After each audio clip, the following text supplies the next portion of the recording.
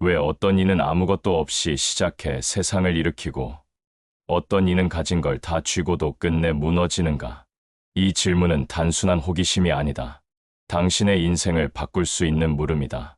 지금부터 딱 10분만 내 자신을 위해 이 영상을 시청해야 하는 이유가 바로 여기에 있다. 걸어온 길 속에 빈손에서 시작해 거대한 길을 만들어낸 법칙이 담겨 있기 때문이다. 이 이야기를 놓친다면 당신은 앞으로도 수십 번 같은 벽 앞에서 멈출 것이다. 그러나 오늘 이 영상을 통해서 그 벽을 뚫고 지나가는 힘을 얻게 될 것이라고 장담한다. 나는 흙먼지 속에서 태어났다. 배고픔이 당연했고 신발은 꿈이었다. 아버지는 논밭보다 숫자에 밝았고 나는 손보다 눈치로 먼저 자라야 했다. 밥은 먹었냐? 그 한마디가 그 시절의 유일한 안부였다. 쌀밥은 제삿날에나 겨우 볼 수 있었고 식탁 위엔 삶은 감자 반쪽과 무채 몇 줄이 전부였다. 그런데도 어머니는 웃으며 말했다. 내가 먹으면 내가 배부르다. 나는 그 말이 지금도 믿기지 않는다. 왜냐하면 그 뒤편에서 매일 숨죽여 울던 어머니의 등을 봤기 때문이다. 텅 빈 항아리 앞에서, 바닥난 쌀독 앞에서 어머니는 매일 세상을 견뎠다. 그때 나는 깨달았다. 세상은 공평하지 않다는 걸. 배고픔은 누구의 잘못도 아니었지만 가난은 죄처럼 따라붙었다. 나는 그 죄를 짊어진 채 살아야 했다. 학교에서 선생이 내 꿈이 뭐냐고 물었을 때 나는 대답하지 못했다. 오늘 저녁에 뭘 먹을지조차 불확실한데 무슨 꿈을 말할 수 있겠는가. 집으로 돌아오는 길, 나는 혼자 중얼거렸다. 이대로 살진 않겠다. 마당 귀퉁이 흙벽에 앉아 손톱으로 바닥을 긁으며 다짐했다. 내 현실은 흙뿐이었다. 그렇다면 그 흙 위에라도 발자국을 남기자고. 밟히더라도 다시 흙에서 시작하자고. 그날부터 내 삶은 달라졌다. 태어날 때 아무것도 없었다. 그러나 지금 돌아보면 그게 오히려 다행이었다. 왜냐고? 처음부터 비어 있었기에 나는 무엇이든 될 수 있었으니까. 아버지는 말이 없었다. 담배를 붙이던 손이 떨렸고 어머니는 문간에 기대 조용히 울고 있었다. 나는 아무 말 없이 외양간으로 향했다. 우리 집 마지막 소였다. 이름조차 붙이지 않은 소. 아버지는 말했다. 정 붙이면 팔기 힘들다. 그러나 나는 몰래 장돌이라 불렀다. 장터마다 고삐를 쥐고 함께 걷던 동무 같은 존재였다. 그 소를 팔아야 한다는 말을 들었을 때 나는 말없이 고삐를 잡았다. 사흘 길 장터까지 걸어가는 동안 흙먼지와 땀이 얼굴을 덮었다. 낮엔 목이 말랐고 밤엔 풀밭에 쓰러져 잠들었다. 셋째 날 장터 입구에서 소의 눈을 마주쳤다. 말하지 않아도 알 수 있었다. 나를 보내려는 거구나. 그 순간 나는 고개를 숙였다. 상인은 값을 후려쳤다. 여물도 못 먹인 거잖아. 이놈, 튼실하지도 않아. 나는 꾹 참으며 말했다. 이 소는 좋은 놈입니다. 그 목소리가 떨린 건 소 때문만은 아니었다. 결국 장돌이는 팔렸다. 내 손에 남은 건 종이 몇 장, 그리고 텅 빈 곁. 돌아오는 길은 낯설고 쓸쓸했다. 그러나 그날 나는 단순히 소를 판 게 아니었다. 내 어린 시절을 팔고 대신 책임이라는 무거운 짐을 사온 날이었다.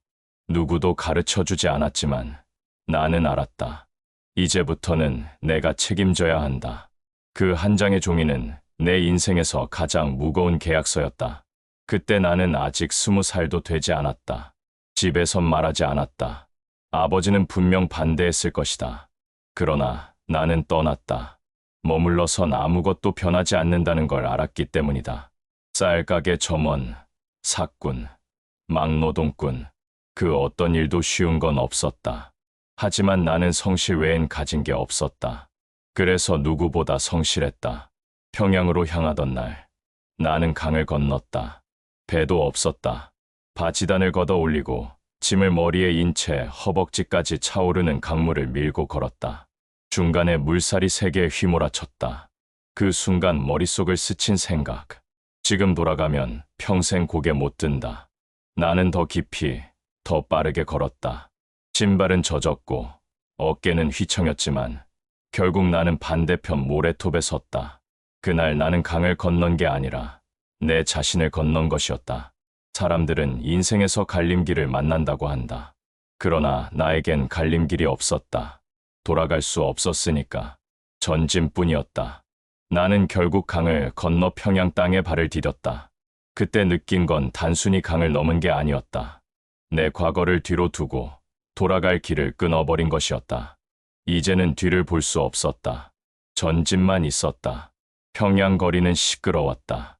장터 소리, 종소리, 사람들의 외침이 한데 뒤섞여 귀를 울렸다. 나는 그 속에서 살아있다는 기분을 처음으로 느꼈다. 하지만 살았다는 게 곧 편안하다는 뜻은 아니었다. 매일 먹을 밥을 구해야 했고, 잘 곳을 찾아야 했으며, 손에 잡히는 일이라면 뭐든 해야 했다. 그때 나는 구두를 닦았다. 아침부터 저녁까지 수십 켤레의 구두를 닦으며 손님들의 얼굴을 올려다보았다. 어떤 이는 나를 무시했고, 어떤 이는 동전 몇 잎을 던져주었다. 그러던 어느 날, 손님 한 명이 내 발을 보며 물었다. 얘야, 너는 뭘 신고 다니냐? 그제야 나는 내 발을 내려다봤다. 뒤축이 다 닳아 아스팔트에 발바닥이 닿는 고무신. 옆에 있던 청년이 혀를 찼다. 그 신발로는 겨울을 못 난다. 차라리 며칠 굶더라도 신발을 사거라. 나는 며칠을 굶고 싸구려 고무신 한 켤레를 샀다. 검은 고무에 흰 밑창이 달린 신발. 겨울이면 딱딱하게 얼어붙어 발이 시렸지만 나는 그 신발을 신을 때마다 다짐했다. 이걸 신고 멀리 가겠다. 멈추지 않겠다. 남들은 차를 타고 갈 때 나는 걷기로 했다. 가진 게 없으니 두 발이 내 재산이었다. 어느 날 비가 그치고 난 뒤였다. 나는 우연히 공사장을 보았다. 인부들이 진흙탕 속에서 땅을 파고 있었다. 그들의 몸은 흙투성이었지만 표정은 이상하게도 밝았다. 힘든데 왜 웃는 걸까? 궁금했다. 나도 삽을 잡았다. 야, 삽이 내 키보다 크다. 인부들이 웃었지만 나는 물러서지 않았다. 손바닥에 물집이 터져도 팔이 저려도 계속 버텼다. 하루, 이틀, 사흘, 일주일이 지나자 현장 반장이 내 등을 두드렸다. 넌 이상한 놈이야. 힘도 약하고 기술도 없는데 빠지질 않는구나. 나는 대답했다. 땅은 거짓말을 하지 않습니다. 구두를 닦을 땐 손님이 오지 않으면 일이 없었다. 하지만 삽을 들면 흙은 반드시 한 삽 떠졌다. 결과가 내 손에 남았다. 그래서 나는 흙을 좋아했다. 속이지 않았고 성실만큼은 반드시 보답해 주었으니까. 그날 밤 어머니께 엽서를 썼다. 어머니, 저는 요즘 땅을 팝니다. 힘들어도 괜찮습니다. 이 일은 속이지 않아서 좋습니다. 얼마 지나지 않아 나는 작은 현장에서 일을 맡아보라는 제안을 받았다. 자본도 장비도 없었다. 낮에는 삽을 들고 밤에는 종이에 도면을 그렸다. 일은 잘 풀리는 듯했다. 그런데 공사가 거의 끝나갈 무렵 발주처 사장이 나타나 웃으며 말했다. 수고했네. 나중에 정식 계약서 쓰자고. 나는 얼어붙었다. 이미 계약이 된 줄 알았다. 그는 웃으며 말했다. 세상에 구두 계약이 어딨나. 세상 좀 배워. 그날 밤, 빈 공사판에서 나는 멍하니 앉아 있었다. 온몸이 젖은 것처럼 식은땀이 흘렀다. 진심으로 했는데, 성실하게 했는데, 왜 세상은 이렇게 나를 속이는가. 포기라는 단어가 처음으로 머릿속에 스쳤다. 그때 함께 일하던 인부 한 명이 다가왔다. 정 사장, 다음 현장에도 나 좀 데려가시오. 나는 되물었다. 왜? 이번엔 돈도 못 받았는데. 그는 웃으며 말했다. 당신은 속이지 않잖아. 그 말에 눈물이 날 뻔했다. 돈은 잃었다. 하지만 그날 나는 믿음을 얻었다. 그때 나는 다짐했다. 돈은 다시 벌 수 있다. 그러나 믿음을 잃으면 다음은 없다. 다시는 말로만 약속하지 않겠다. 기록하고 증명하며 신뢰로 일하겠다. 이 부분에서 당신이 5분 이상 영상을 나가지 말아야 하는 이유는 분명하다. 왜냐하면 인생에서 돈보다 먼저 붙잡아야 할 것이 무엇인지 지금 깨닫지 못하면 평생 남이 던져주는 조건에 휘둘리게 되기 때문이다. 돈은 흘러가지만 믿음은 평생 당신을 먹여 살린다. 돈보다 중요한 게 믿음이라는 걸 뼈저리게 배운 뒤 나는 더 큰 도전을 향해 나아갔다. 그 시작은 낡은 지프차 한 대였다. 군데군데 녹슬고 기름때로 범벅이 된 고철 덩어리. 사람들은 다들 말했다. 저건 고칠 수 없어. 부품도 없고 설비도 없잖아. 나는 차 앞에 서서 속으로 다짐했다. 그래도 심장은 내가 더 뜨겁다. 없는 부품은 깎아 만들고 없는 지식은 분해하면서 배웠다. 기름 묻은 손으로 밥을 먹고 밤마다 엔진 앞에서 스스로에게 물었다. 왜 안 되는가? 어떻게 하면 되겠는가? 2달 뒤 마침내 시동이 걸렸다. 푸르릉 푸르릉. 그 소리는 단순한 엔진 소리가 아니었다. 내 안에서 새로운 가능성이 깨어나는 소리였다. 소문이 돌았다. 차를 고쳐달라는 사람들이 하나둘 늘어났다. 그러던 어느 날 누군가 농담처럼 말했다. 수리만 하지 말고 아예 차를 만들어 보지 그래? 나는 웃지 않았다. 왜냐하면 이미 마음속에서 수십 번 조립해 본 뒤였으니까. 사람들은 비웃었다. 한국에서 자동차를? 불가능하지. 조선소를 짓는다니? 말도 안 돼. 나는 조용히 대답했다. 차는 사람이 만든다. 배도 사람이 만든다. 우리가 왜 못하겠는가? 울산에 조선소를 짓겠다고 했을 때 사람들은 고개를 저었다. 길이 없다. 자재를 옮길 수도, 인부들이 드나들 수도 없다. 이건 처음부터 잘못된 자리다. 나는 그 산을 똑바로 바라보며 말했다. 그럼 뚫거라. 터널을 파겠다는 말에 사람들은 술렁였다. 사장님, 그게 가능하겠습니까? 나는 대답하지 않았다. 대신 곡괭이를 들었다. 이건 내가 시작한 일이니 내가 먼저 하겠다. 하루에 겨우 1미터, 먼지가 목을 막고 폭약을 잘못 터뜨려 천장이 내려앉을 뻔한 날도 있었다. 그러나 멈추지 않았다. 포기하는 순간 사람들이 말했던 불가능이 사실이 되고 말기 때문이다. 마침내 2달 뒤 터널 끝에서 반대편 하늘빛이 보였다. 그날 나는 알았다. 우리가 깎아낸 건 산이 아니라 불가능이라는 말이었다. 지금까지 영상을 시청하고 있다면 당신은 깨달아야 한다. 세상은 늘 길이 없다고 말하지만 사실은 아직 누군가 파지 않았을 뿐이라는 걸. 지금 이 이야기를 통해 배워야 하기 때문이다. 노후에 길이 막힌 것 같을 때도 같다. 건강 때문에, 돈 때문에, 관계 때문에 길이 없다고? 아니다. 아직 안 판 것뿐이다. 삽을 드는 순간 길은 열린다. 터널 끝에서 빛을 본 뒤 나는 더 큰 바다를 향했다. 미국에 가서 협상을 해야 했다. 조선소가 선박을 수주하려면 반드시 그들의 승인이 필요했기 때문이다. 회의실에는 고위 인사들과 대통령까지 있었다. 긴장으로 손바닥에 땀이 맺혔다. 그들은 내게 말했다. 당신 회사는 너무 작다. 위험이 크다. 순간 내 속에서 불이 일었다. 작다고? 위험하다고? 우리는 빈 땅에서 조선소를 일으킨 사람들이었다. 없는 기술은 손으로 배웠고 없는 배는 머릿속에서 먼저 그렸다. 나는 짧게 숨을 고르고 말했다. 맞습니다. 그러나 우리는 성공할 수밖에 없습니다. 방 안은 잠시 고요했다. 그 순간 나는 깨달았다. 큰 사람은 권력을 가진 자가 아니라 두려움을 이긴 자라는 것을.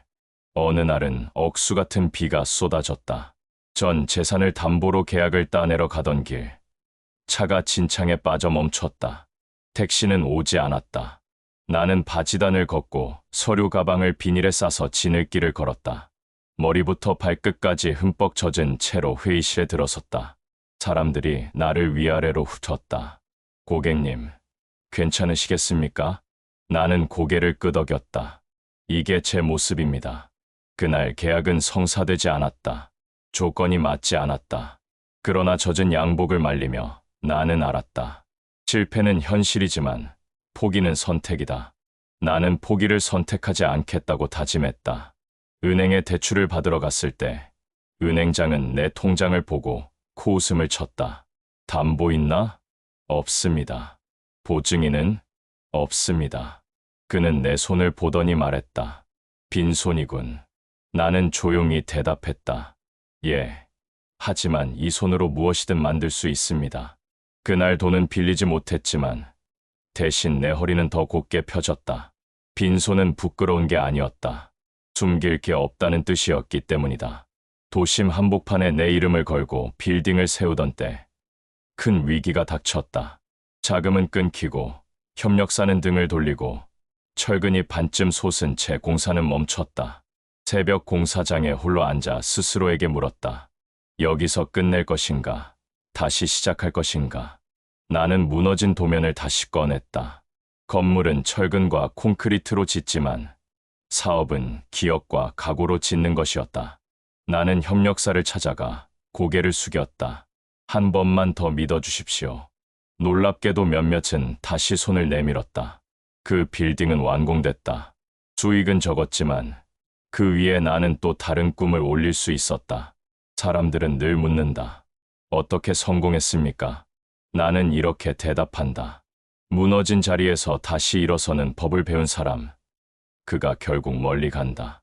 이제 이 영상을 끝까지 봐야 하는 이유를 말하겠다. 당신이 지금 어떤 상황에 있든 길이 없는 게 아니다. 아직 안 판 것뿐이다.